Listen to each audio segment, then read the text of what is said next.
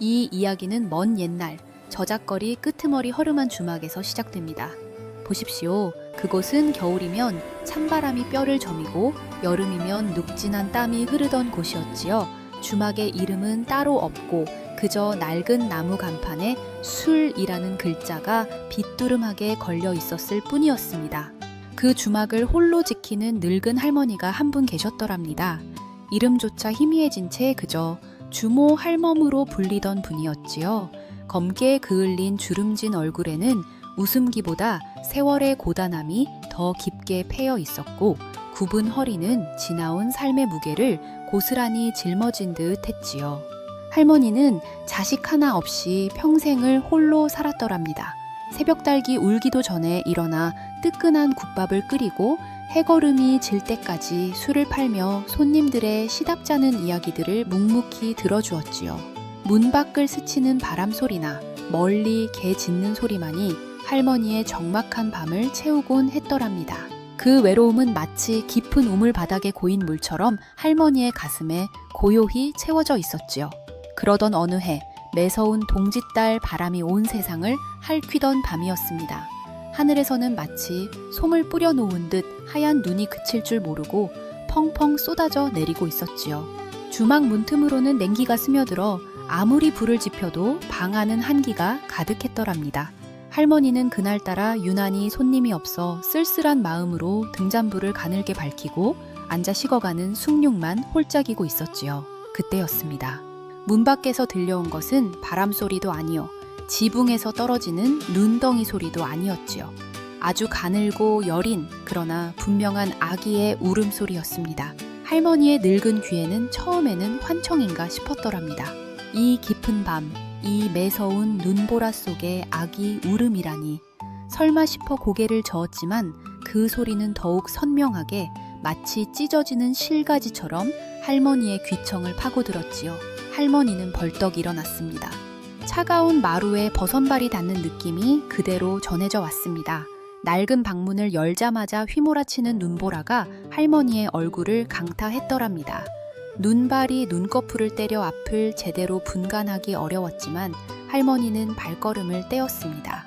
주막 입구 달하해진 삿자리 아래 웅크리고 있는 작은 덩어리. 할머니는 조심스럽게 다가갔지요. 희뿌연 눈 속에서 그 작은 덩어리는 마치 버려진 인형처럼 꼼짝 않고 있었습니다. 할머니의 손이 떨렸더랍니다. 거친 손으로 조심스럽게 삿자락을 걷어 올리자 세상에, 아니 글쎄 보자기에 칭칭 감긴 갓난아이가 얼음장 같은 찬 바닥에 놓여 있었지 뭡니까. 핏기 없는 작은 입술을 오물거리며 가느다란 손가락은 마치 얼어붙은 나뭇가지처럼 힘없이 늘어져 있었더랍니다. 그 아이의 볼에는 차가운 눈물이 얼어붙어 마치 작은 보석처럼 반짝이고 있었지요. 그 순간 할머니의 가슴은 마치 꽁꽁 얼었던 강물이 한순간에 녹아내리듯 뜨거워졌습니다.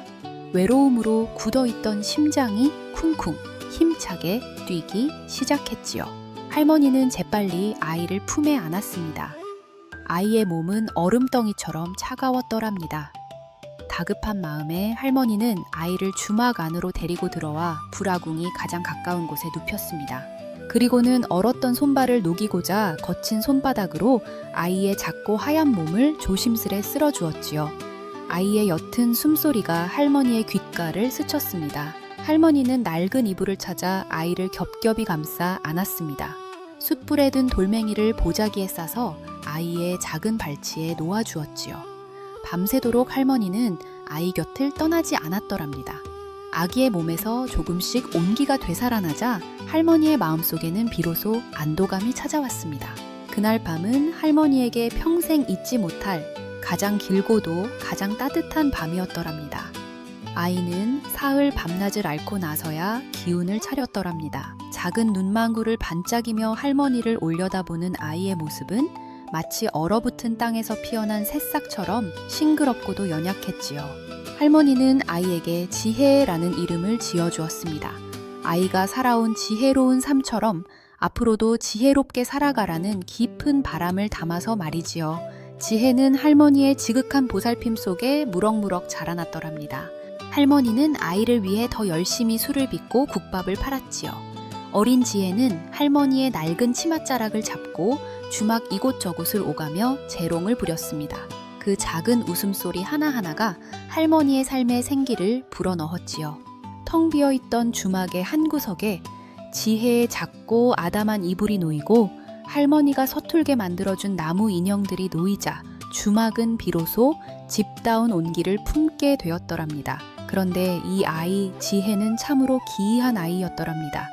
다른 아이들처럼 마냥 뛰어놀기보다는 묵묵히 앉아 세상 돌아가는 모습을 관찰하기를 좋아했지요. 주막에 찾아오는 손님들의 말소리에 귀를 기울이고 어른들의 얼굴 표정 하나하나를 유심히 살피곤 했더랍니다. 할머니가 술상을 치우는 모습을 가만히 지켜보며 언젠가는 제 손으로도 닦겠다며 작은 손으로 행주를 들고 낑낑거렸지요. 그저 평범한 아이인가 싶던 어느 날이었습니다. 지혜가 겨우 서너 살 남짓 되었을 때였지요. 주막에 들른 장사꾼이 셈이 틀렸다며 할머니와 실랑이를 벌이고 있었더랍니다. 복잡한 주파나를 튕겨가며 큰 소리를 치는 장사꾼의 얼굴에는 잔뜩 심술이 들어 있었지요. 할머니는 그를 모르고 셈에도 어두워 그저 답답한 마음에 손을 동동 구르고 있었더랍니다. 그때였지요. 할머니의 치맛자락을 붙잡고 있던 지혜가 또렷한 목소리로 말했습니다. 할머니, 저 아저씨는 엽전 3잎을 더 받으려는 겁니다. 어제는 국밥 2그릇에 막걸리 한 사발을 드셨고 오늘은 빈대떡 한 장에 술 한 잔을 드셨으니 모두 합쳐 28잎이 맞습니다. 할머니와 장사꾼은 동시에 눈이 휘둥그레졌습니다. 장사꾼은 제 귀를 의심했지요. 겨우 4살배기 아이가 어저늘의 술값과 국밥값을 정확히 계산해내다니요. 장사꾼은 얼굴이 새빨개져 더 이상 한마디도 하지 못하고 그저 제 몫에 엽전만 던져놓고는 불이 나게 주막을 빠져나갔더랍니다. 할머니는 지혜의 작은 손을 잡고 이리저리 살폈지요. 혹 아픈 것은 아닌가, 다른 이의 혼이 들어간 것은 아닌가. 할머니의 마음속에는 놀라움과 함께 알 수 없는 두려움이 스며들기 시작했더랍니다. 그 후로도 지혜의 비범함은 끊이지 않았습니다. 돋보이는 것은 단순히 셈을 잘하는 것이 아니었더랍니다.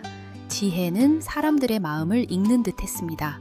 주막에 앉은 손님들이 아무 말 없이 술잔만 기울이고 있어도 지혜는 그들의 얼굴빛이나 한숨소리만으로 무슨 걱정을 하는지 알아맞히곤 했지요. 농부들이 가뭄을 걱정하면 지혜는 며칠 안에 비가 내릴 것이라고 말했고 어부들이 풍랑을 염려하면 배를 띄우지 말라 일러주었더랍니다. 그리고 놀랍게도 지혜의 말은 한 번도 틀린 적이 없었지요. 지혜의 이야기는 삽시간에 저작거리에 퍼져나갔습니다. 처음에는 그저 떠도는 소문쯤으로 치부하던 사람들도 지혜의 신통한 지혜를 직접 눈으로 확인하고는 너나 할 것 없이 혀를 내둘렀더랍니다. 멀리 떨어진 마을에 곤란한 문제를 들고 찾아오는 이들도 있었고 집안의 대소사를 묻기 위해 지혜의 앞에 엎드리는 이들도 생겨났습니다. 할머니는 그런 지혜를 보며 기특하면서도 한편으로는 불안한 마음을 감출 수 없었더랍니다. 세상의 시선이 지혜에게 너무 일찍 닿는 것이 아닌가, 저 작은 아이가 감당할 수 있을까 싶었지요. 할머니의 마음은 마치 고요한 연못에 작은 돌멩이가 던져져 파문이 일듯 자꾸만 일렁겼습니다. 그러던 어느 날 이 마을의 실권을 쥐고 있는 김진사가 지혜의 소문을 듣고 주막을 찾아왔습니다. 김진사는 마을의 가장 큰 부자이자 권력자였더랍니다. 번드르르한 비단옷을 입고 턱을 한껏 치켜든 채 주막 문턱을 넘어 들어오는 그의 발걸음에서는 낡은 주막이 흔들리는 듯한 위압감이 느껴졌지요. 김진사의 눈은 탐욕스러운 빛으로 가득했습니다. 그는 지혜의 명민함을 듣고 제 자식의 글 공부를 돕고 집안의 재물을 불리는데 이용할 셈이었지요. 이보시오 주모 할멈, 그 아이가 영특하다는 소문이 자자하여 내가 직접 왔소이다. 내 자식들 교육도 시키고 우리 집안의 대소사를 돌보게 할 테니 그 아이를 내게 주시오. 평생을 호의호식하게 해줄 테니 어떠시오?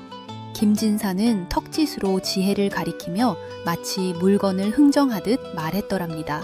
할머니의 가슴은 철렁 내려앉았습니다. 핏줄 하나 섞이지 않았지만 제 목숨보다 귀한 아이였습니다. 할머니는 마른 침을 꿀꺽 삼키며 손사래를 쳤습니다. 진사나리, 저희 지혜는 그저 평범한 아이입니다. 보잘것없는 제가 거두어 키우는 아이이니 나리께서는 부디 이 작은 아이에게 관심을 거두어 주십시오. 할머니의 목소리는 미세하게 떨렸더랍니다. 김진사는 할머니의 간청을 비웃기라도 하듯 콧방귀를 뀌었습니다. 흥, 평범하다고? 소문이 이 지경인데도 그리 말하는 것을 보니 할멈이 욕심이 과하구려. 내가 주는 것은 그저 돈 몇 푼이 아니라 그 아이에게 부와 명예를 얻게 해줄 기회여. 이런 누추한 주막에서 평생 썩게 할 셈이요? 김진사의 목소리는 점점 높아졌고 그 눈빛은 위협적으로 변했더랍니다. 주막 안에는 팽팽한 긴장감이 감돌았습니다. 지혜는 할머니의 치맛자락 뒤에 숨어 있었지만 그 작은 눈빛은 김진사를 꿰뚫어 보는 듯 날카로웠지요. 할머니는 두려움에 온몸이 떨렸지만 지혜를 빼앗길 수는 없었습니다. 할머니의 주름진 손은 지혜의 작은 손을 더욱 힘주어 잡았더랍니다. 며칠 후 김진사는 사람을 보내 할머니를 겁박하기 시작했습니다. 빚을 들먹이고 주막의 털을 빼앗겠다는 둥 온갖 협박을 일삼았지요. 마을 사람들은 김진사의 위세를 알기에 감히 나서서 할머니를 도울 엄두조차 내지 못했습니다. 할머니는 밤마다 잠 못 이루고 눈물만 흘렸더랍니다. 제 한 몸이야 상관없지만 지혜만큼은 지켜주고 싶었습니다. 할머니의 구분 등에 세상의 무게가 더해지는 듯했지요. 지혜는 그런 할머니의 모습을 말없이 지켜보았습니다. 평소처럼 웃음기 없는 얼굴이었지만 그 작은 눈빛 속에는 깊은 생각들이 소용돌이치고 있는 듯했지요.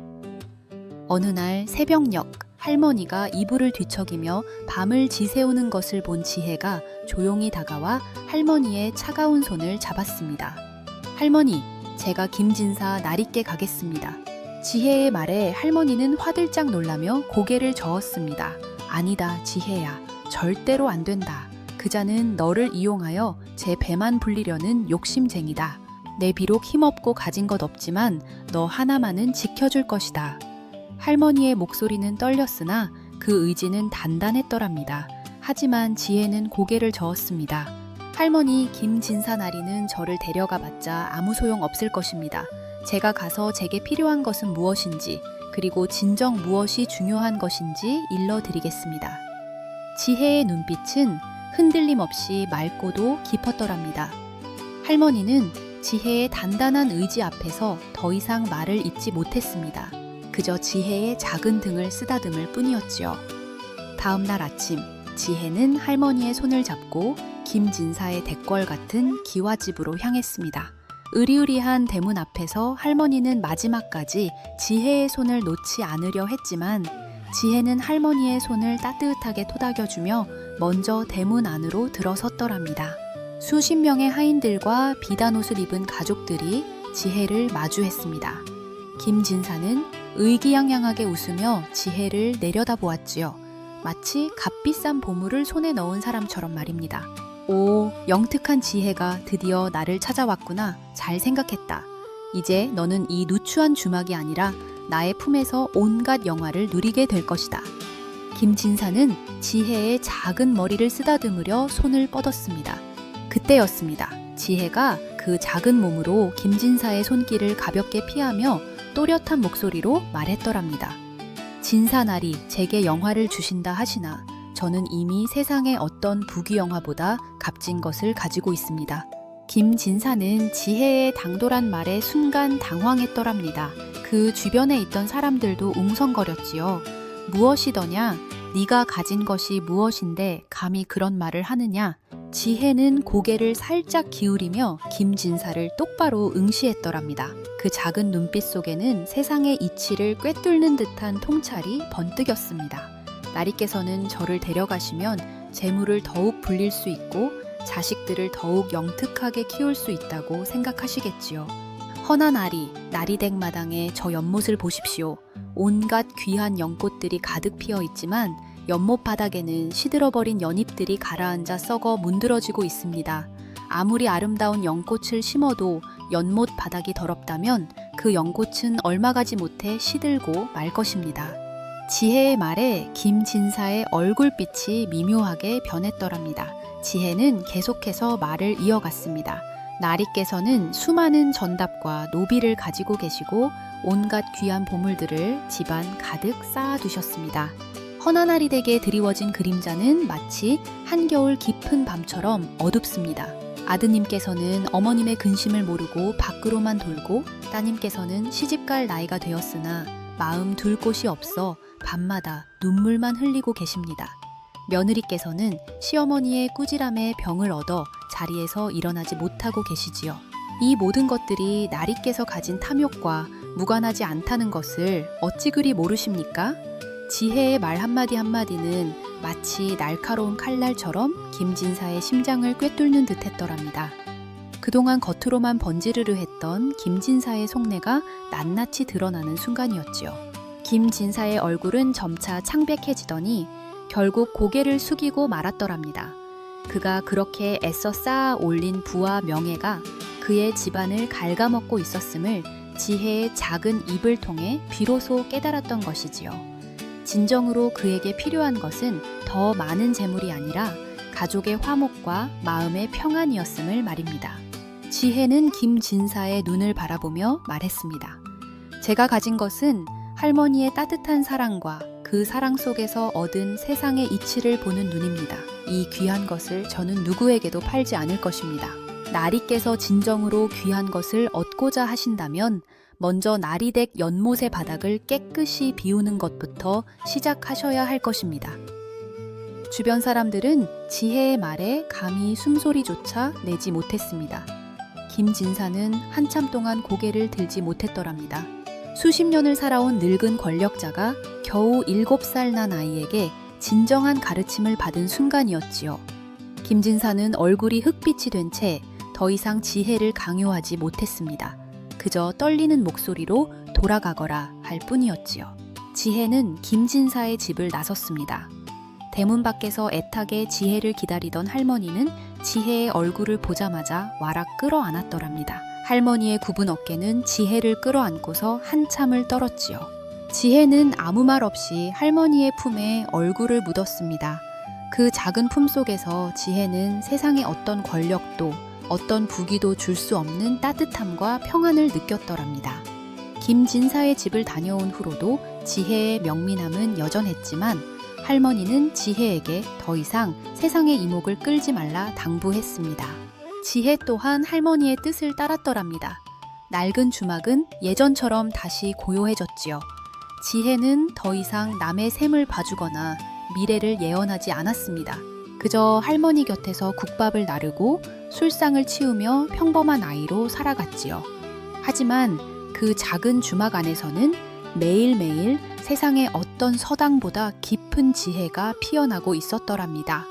할머니는 지혜에게 삶의 따뜻함을 가르쳤고 지혜는 할머니에게 세상의 이치를 깨우쳐 주었지요. 그들은 서로의 존재만으로도 완벽한 스승이자 제자가 되어 주었습니다. 주막 안에는 더 이상 외로움이나 쓸쓸함이 자리할 틈이 없었더랍니다. 새벽녘 할머니가 피워 올리는 아궁이의 온기처럼 지혜와 할머니의 삶은 서로를 데워주며 그렇게 따뜻하게 흘러갔습니다. 가끔 저작거리 사람들은 그 옛날 영특하기 짝이 없던 주막아이 지혜의 이야기를 술안주 삼아 주고받곤 했더랍니다. 어떤 이들은 지혜가 나중에 큰 인물이 되었을 것이라고 말했고 어떤 이들은 숨어 사는 도인이 되었을 것이라 말했지요. 하지만 누구도 지혜가 어디로 갔는지 어떻게 살았는지는 알지 못했습니다. 다만 그 주막에 가면 언제나 따뜻한 국밥 한 그릇과 그 국밥을 내어주는 할머니의 푸근한 미소, 그리고 할머니의 치맛자락을 잡고 해맑게 웃는 아이의 모습이 있었다는 것만 기억했더랍니다. 진정한 지혜란 높고 큰 자리에 있는 것이 아니라 사랑하는 이의 곁에서 소박하고 따뜻하게 피어나는 것임을 그 작은 주막아이 지혜가 우리에게 가르쳐 주었던 것이지요. 세월은 강물처럼 흘러갔습니다. 고요했던 주막에도 계절의 변화는 어김없이 찾아들었지요. 매화가 피고 지는 아지랑이 피어오르는 봄날이 몇 번이나 바뀌고 매미소리 자지러지는 뜨거운 여름밤이 지나갔더랍니다. 붉은 단풍잎이 흩날리는 가을, 그리고 다시 칼날 같은 북풍이 뼛속까지 스며드는 겨울이 찾아왔지요.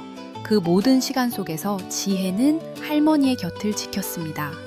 주막은 여전히 작고 낡았지만 그 안에는 어떤 부귀영화로도 살 수 없는 따뜻한 정과 서로를 향한 깊은 사랑이 가득했더랍니다. 지혜는 이제 어엿한 숙녀로 자라 있었습니다. 어린 시절의 총기는 더욱 깊어져 눈빛은 한없이 맑고도 지혜로웠지요. 말수는 여전히 적었지만 한번 내뱉는 말 속에는 천지의 이치가 담겨 있는 듯 했습니다. 할머니는 그런 지혜를 볼 때마다 흐뭇한 미소를 지으면서도 한편으로는 깊은 시름에 잠기곤 했더랍니다. 저 영특한 아이가 이 좁은 주막에 갇혀 지내는 것이 과연 옳은 일인가 하는 생각 때문이었지요. 할머니는 그저 지혜가 세상의 풍파에 휩쓸리지 않고 평안하기만을 바랐습니다. 하지만 세월은 사람을 기다려주지 않습니다. 할머니의 굽은 허리는 더욱 깊이 꺾였고 주름진 얼굴에는 지쳐가는 그림자가 드리워졌지요. 어느 해 겨울 유난히 추웠던 동짓달이었습니다.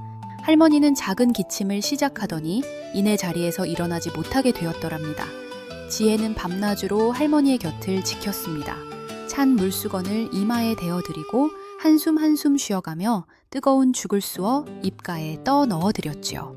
할머니의 손을 잡고 밤새도록 흐느끼는 지혜의 눈물은 식어가는 할머니의 손등 위로 하염없이 떨어졌습니다. 할머니는 힘겨운 숨을 몰아쉬며 가느다란 목소리로 지혜를 불렀습니다. 지혜야, 내 지혜야, 너는 참으로 지혜로운 아이로다.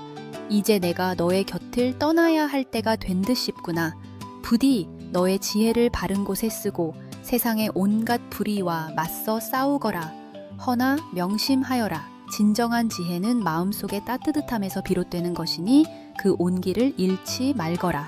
할머니의 눈빛은 흐려져 있었지만 그 마지막 말 속에는 지혜를 향한 깊고도 뜨거운 사랑이 담겨 있었습니다. 지혜는 고개를 끄덕였습니다. 할머니는 지혜의 손을 잡은 채 고요히 눈을 감았더랍니다. 주막은 마치 겨울나무처럼 텅 비어버린 듯 적막에 잠겼습니다. 지혜는 할머니의 손을 놓지 못하고 밤새도록 울었더랍니다.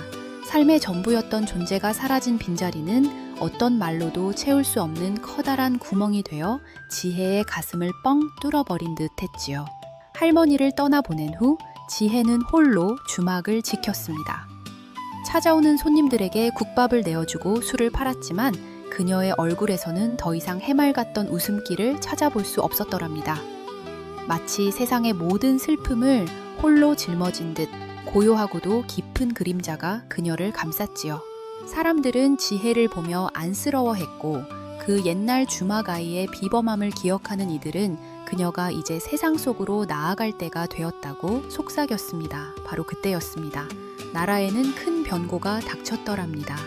수년간 이어진 가뭄으로 논밭은 갈라지고 백성들의 입에서는 타는 목마름과 굶주림의 신음소리가 끊이지 않았습니다. 조정에서는 온갖 방책을 내놓았지만 가뭄은 더욱 심해져 하늘은 한치의 자비도 베풀지 않았습니다. 민심은 흉흉해지고 도처에서 도적대가 들끓어 백성들의 삶은 지옥과 같았지요.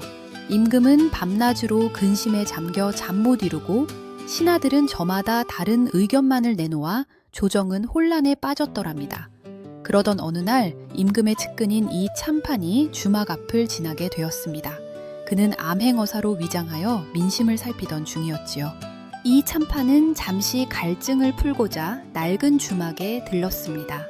주막 안은 스산한 기운이 감돌았고 젊은 주모는 말없이 국밥 한 그릇을 내어줄 뿐이었지요. 국밥을 받아든 이 참판의 귀에 마침 주막에 앉아있던 늙은 나그네들의 이야기가 들려왔습니다. 쭈쭈스, 일이 가뭄이 계속되면 올해 농사는 다 망치겠구려. 굶어 죽는 이들이 셀 수도 없으니 대체 이놈의 나라는 어찌 돌아가려는지. 그러게 말이오. 하늘은 어찌 이리 무심한지. 옛날 주막 할멈과 함께 살던 그 지혜라는 아이가 있었다면 어쩌면 해결책을 찾았을지도 모르겠소. 이 참판의 귀가 번쩍 뜨였습니다. 그는 이미 예전부터 주막아이 지혜에 대한 소문을 들어 알고 있었던 터였지요. 김진사의 이야기는 물론이요. 작은 마을의 온갖 난제들을 척척 해결해냈다는 전설 같은 이야기가 귀에 익숙했습니다. 하지만 그는 그 모든 것을 어린아이의 허무맹랑한 소문으로 치부했었더랍니다. 그러나 지금 나라의 위기 속에서 다시금 지혜의 이름이 들려오자 이 참판의 마음속에는 한 가닥 희망이 피어오르기 시작했습니다. 그는 젊은 주모에게 조심스럽게 말을 건넸습니다. 여기 주모께서 혹 그 소문의 지혜라는 분이시오? 지혜는 고개를 들었습니다. 그녀의 눈빛은 깊은 우물처럼 고요했지만 이 참판은 그 속에 담긴 비범함을 순간적으로 읽어낼 수 있었더랍니다. 지혜는 아무 말 없이 고개를 끄덕였습니다. 이 참판은 조심스럽게 무릎을 꿇었습니다. 주모께 간절히 청하옵니다. 소신은 이 나라의 참판 이명헌이라 하옵니다. 지금 나라는 깊은 고통에 빠져 있사옵니다. 가뭄은 끝없이 이어지고 백성들은 굶주림에 죽어가고 있습니다. 부디 주모의 지혜로 이 나라를 구해 주시옵소서. 이 참판의 목소리에는 간절함이 가득했습니다. 주막 안의 다른 손님들도 놀란 눈으로 이들을 바라보았지요. 지혜는 이 참판의 청을 듣고도 한참 동안 말이 없었습니다.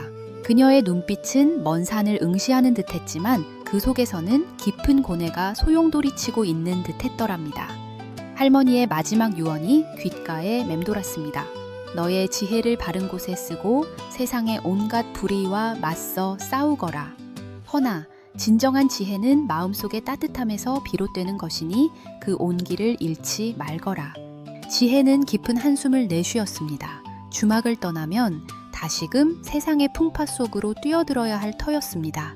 하지만 굶주림에 허덕이는 백성들의 얼굴이 눈앞에 아른거렸지요. 할머니에게 배운 사랑과 지혜는 결코 외면할 수 없는 것이었습니다. 나리께서 저 같은 보잘것없는 사람에게 무엇을 바라시옵니까? 저는 그저 낡은 주막을 지키는 소박한 주모일 뿐입니다. 지혜는 겸손하게 답했습니다. 하지만 이 참판은 물러서지 않았습니다. 주모의 지혜는 이미 온 나라에 알려진 바입니다. 임금께서도 주모의 명성을 익히 듣고 계십니다. 부디 소신과 함께 한양으로 가시어 임금께 지혜를 보태 주시옵소서. 결국 지혜는 이 참판의 간곡한 청을 받아들였습니다. 낡은 주막 문을 닫고 할머니와의 추억이 깃든 작은 살림들을 정돈했더랍니다. 주막 한 구석에 놓여있던 할머니의 낡은 베개를 쓰다듬으며 지혜의 눈에는 다시금 뜨거운 눈물이 고였습니다. 이제 더 이상 이곳에 머물 수 없다는 것을 그녀는 똑똑히 알고 있었지요. 할머니의 온기가 가득했던 이 작은 공간을 뒤로하고 지혜는 비로소 세상이라는 거대한 무대로 첫 발을 내딛는 것이었습니다. 이 참판과 함께 지혜는 먼 길을 떠났습니다. 험난한 고갯길을 넘고 깊은 강을 건너며 며칠 밤낮을 걸었더랍니다. 가는 길마다 굶주림에 지쳐 쓰러진 백성들의 모습이 지혜의 눈에 들어왔습니다. 어떤 이는 길가에 널브러져 있었고 어떤 이는 마지막 힘을 다해 애원하는 눈빛으로 지혜를 바라보았지요. 지혜는 그들의 고통을 외면할 수 없었습니다. 작은 주막에서 국밥 한 그릇으로 달래주던 마음으로는 도저히 감당할 수 없는 거대한 슬픔이었습니다. 그녀의 마음은 아프도록 찢어지는 듯 했습니다. 이들을 위해 무엇이라도 해야 한다는 강한 책임감이 지혜의 어깨를 짓눌렀더랍니다. 드디어 한양에 도착했습니다. 수도의 위엄과 웅장함은 지혜가 살아온 작은 마을과는 비교할 수 없을 정도로 거대했습니다. 높다란 성벽과 수많은 기와집들이 늘어서 있었고 번잡한 저작거리에는 온갖 물건을 파는 상인들과 사람들로 북적였지요. 하지만 그 화려함 속에서도 지혜는 굶주린 사람들의 그림자를 보았습니다.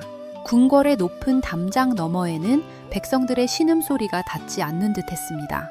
이 참판은 지혜를 데리고 곧바로 궁궐로 향했습니다. 임금은 이미 지혜가 도착했다는 소식을 듣고 대전에서 기다리고 있었더랍니다. 화려한 궁궐의 문이 열리고 지혜는 이 참판의 뒤를 따라 웅장한 대전으로 들어섰습니다. 넓은 대전에는 수많은 신하들이 도열해 있었고 그들의 시선은 일제히 작고 소박한 옷차림의 지혜에게로 향했습니다. 몇몇 신하들의 얼굴에는 노골적인 비웃음과 경멸의 표정이 떠올랐지요.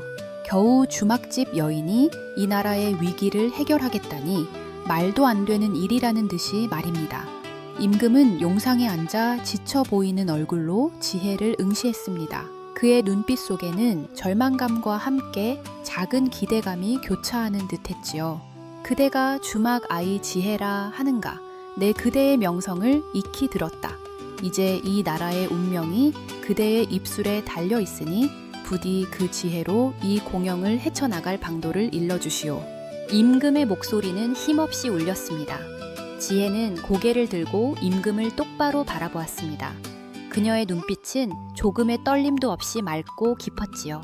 주위의 시선과 비웃음에도 아랑곳하지 않는 견고한 단단함이 깃들어 있었습니다. 그녀는 자신이 이곳에 온 이유를 명확히 알고 있었습니다. 할머니가 가르쳐준 진정한 지혜가 무엇인지 이제 온 세상에 보여줄 때였지요. 임금과 신하들 앞에 선 지혜는 작은 목소리로 입을 열었습니다. 그 목소리에는 거대한 울림이 담겨 있었습니다. 지혜는 고요한 눈으로 임금을 응시하며 차분하게 입을 열었습니다. 그녀의 목소리는 작았지만 그 속에는 오랜 세월 주막에서 온갖 사람들의 애환을 들으며 단련된 굳건한 신념이 담겨 있었더랍니다. 성상폐하, 소인이 보기에 이 가뭄은 단순히 하늘의 노여움만이 아니옵니다. 땅은 목마르고 백성은 굶주리나 그 목마름과 굶주림은 비단 하늘에서만 온 것이 아니옵니다. 창고에는 곡식이 가득하나 백성의 입에는 한 톨의 쌀도 들어가지 못하고 썩어가는 물길은 버려져 있사온데 어찌 하늘만을 탔다 할 수 있겠사옵니까? 대전 안에 순간 정적이 흘렀습니다. 그녀의 직설적인 발언에 신하들은 술렁이기 시작했지요. 몇몇 대신들은 감히 일개주모의 주제 넘은 발언이라며 얼굴을 붉혔고 격분한 듯 헛기침을 하기도 했습니다. 하지만 임금은 아무 말 없이 지혜를 바라보고 있었더랍니다. 그의 눈빛에는 예상치 못한 신선함에 대한 놀라움과 함께 자신의 나약함을 꿰뚫어 보는 듯한 날카로움에 대한 당혹감이 깃들어 있었습니다. 소인은 감히 3가지를 아뢰고자 하옵니다. 첫째, 지금 당장 궁궐과 조정의 창고문을 활짝 열어주십시오. 굶주림에 지친 백성들에게는 먼 훗날의 약속보다 지금 당장의 한 숟갈의 죽이 더욱 절실하옵니다. 곡식을 쌓아둔 채 백성이 죽어가게 하는 것은 진정 하늘의 뜻이 아니옵니다. 둘째, 전국 각 고을에 명을 내려 모든 백성을 동원하여 묵은 우물을 파고 버려진 수로를 정비하게 하소서.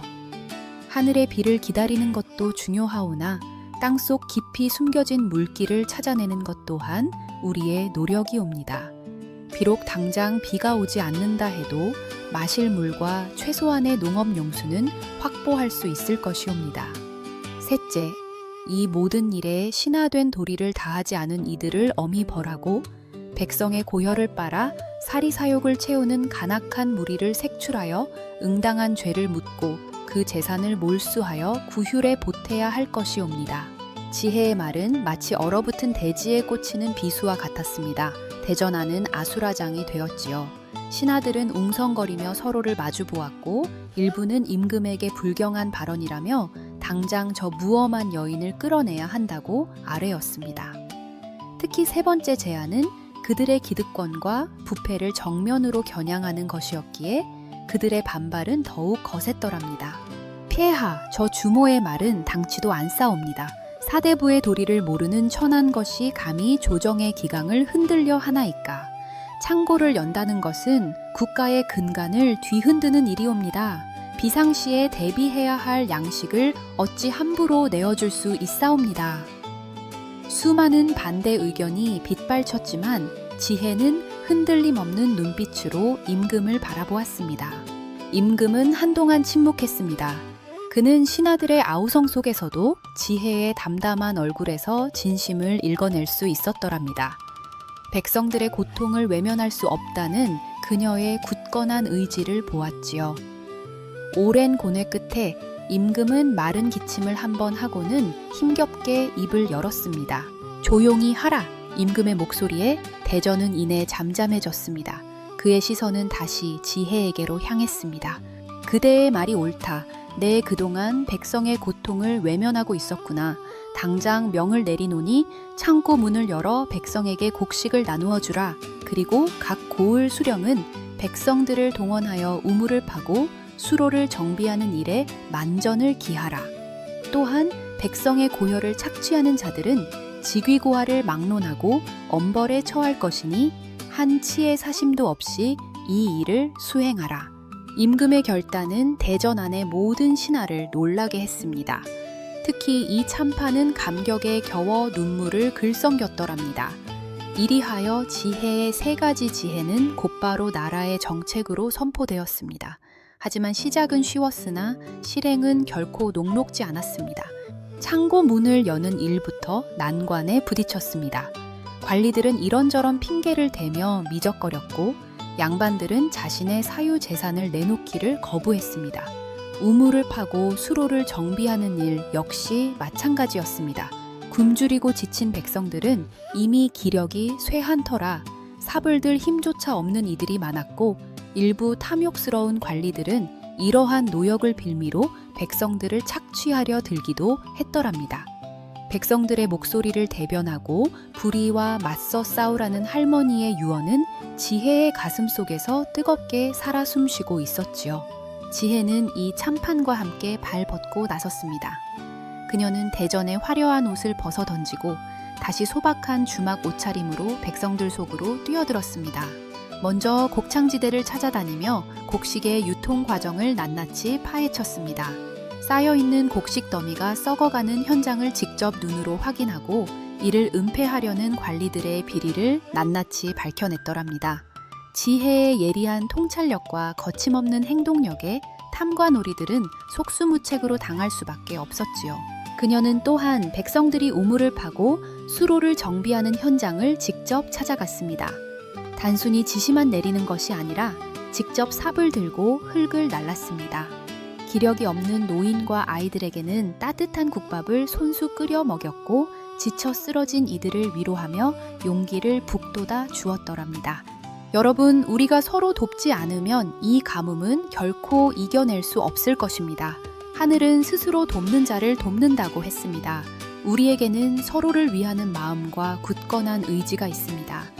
이것이 진정한 지혜가 아니겠습니까? 지혜의 진심 어린 모습은 굶주림에 지쳐 삶의 의욕을 잃었던 백성들에게 큰 감동을 주었습니다.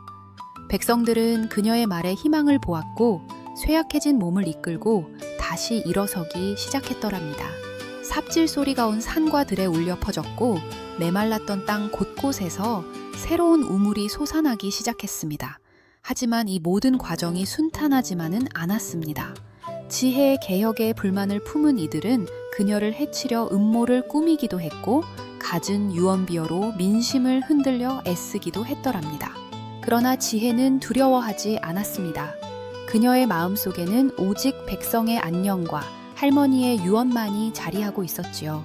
그녀의 굳건한 의지와 백성을 향한 따뜻한 마음은 마침내 차가운 대지를 서서히 녹여내기 시작했습니다. 아직 비는 내리지 않았지만 땅속 깊은 곳에서부터 희망의 물줄기가 솟아나고 있었던 것입니다. 백성들의 땀과 지혜가 솟아나기 시작한 지 얼마 지나지 않아 마침내 하늘 문이 열렸습니다. 굵은 빗방울이 메마른 대지를 적시기 시작했고 지친 백성들은 처음엔 믿을 수 없다는 듯 하늘을 올려다 보았습니다. 지혜가 일구어낸 수많은 우물과 정비된 수로는 빗물과 함께 넘실거렸고 그제야 그들은 희망이 현실이 되는 순간을 온몸으로 느꼈더랍니다. 오랜 가뭄으로 지쳤던 얼굴에는 마침내 환한 웃음꽃이 피어났고 그들의 눈빛에는 다시 삶의 활기가 가득 찼습니다.